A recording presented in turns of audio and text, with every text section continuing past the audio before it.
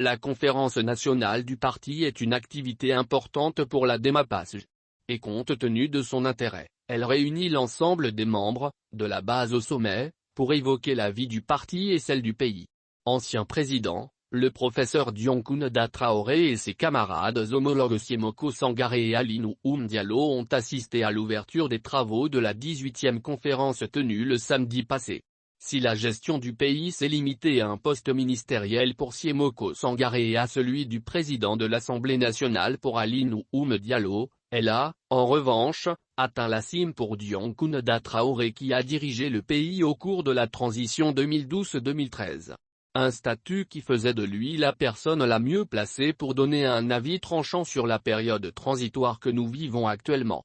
Mais au grand désarroi de la presse, la réponse de l'ex-chef de l'État était niette.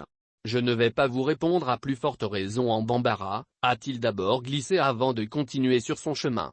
Toujours ne lâchant pas ses baskets, les journalistes l'ont encerclé pour l'accompagner à pas de tortue vers sa voiture. Vous voyez, ils m'ont pris en otage, a-t-il ensuite plaisanté en s'arrêtant pour furtivement évoquer la question. Mais pas dans le micro ni devant la caméra. Éteignez votre micro.